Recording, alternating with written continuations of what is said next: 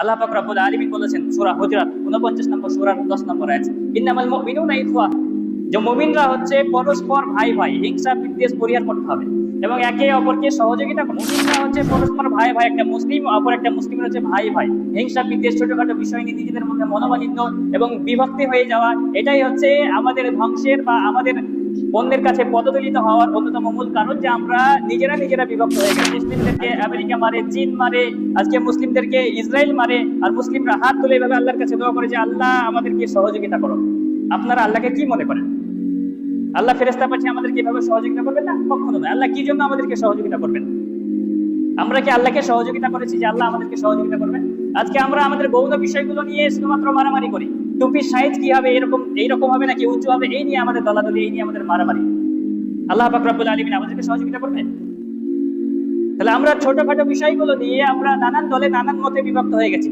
এই বিষয়গুলো সম্পূর্ণ হচ্ছে অপ্রয়োজনীয় বিষয় নিয়ে আমাদের তর্ক বাস হয় ফেসবুকে বা বিভিন্ন জায়গায় মসজিদে বসে। অপ্রয়োজনীয় বিষয়গুলো যেগুলো হচ্ছে ইসলামের একেবারে মৌলিক বিষয়। যাকাতুল ফিতর খাদ্য দেওয়া হবে নাকি টাকা দেওয়া হবে, তারাবির রাকাত 8 রাকাত হবে নাকি 20 রাকাত হবে, এই হচ্ছে আমাদের আলোচনার মূল বিষয়।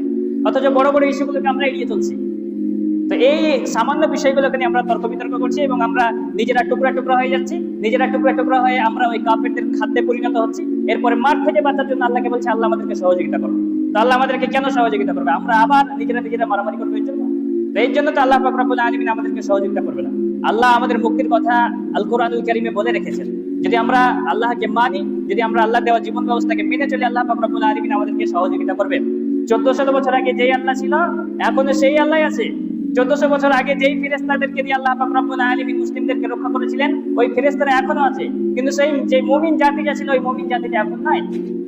এর জন্য আল্লাহ পাক রব্বুল আলামিন আমাদেরকে সহযোগিতা করেন। আকীদা নিয়ে মারামারি করেন, কেউ মাজার পূজা করছে, শিরক করছে, তাকে বলেন তাবিজ ঝুলাচ্ছে, তাকে বলেন যে এটা ইসলামী শরীয়তের মানদণ্ডের বাইরে চলে যাচ্ছে, এই নিয়ে মারামারি করেন।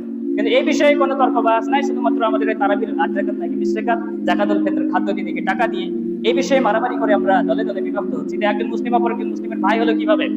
যদি ভাই হয় তাহলে তাকে সংশোধন করে দিতে হবে। তাকে তো ইসলাম থেকে খারিজ করে দেওয়ার কোনো অপশন নাই। তো ইসলাম সবসময় ভ্রাতৃত্বের কথা বলে, ঐক্যবদ্ধতার কথা বলে। আল্লাহ রাসূলের হাদিস, আল জামাআতু রাহমাহ, যদি জামাতবদ্ধভাবে থাকো, একে অপরকে সহযোগিতা করো, আল্লাহর পক্ষ থেকে তোমাদের উপর রহমত নাজিল করা হবে।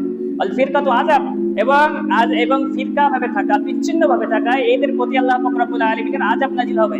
আজকে মুসলিমদের উপরে সব আযাবের মূল কারণ হচ্ছে যে তারা একে অপরের বিভক্তি নিয়ে এসেছে, একে অপরের জন্য হিংসা বিদ্বেষ অন্তরে পুষে রাখে। তো আল্লাহ তো এই জাতিকে সহযোগিতা করবে না।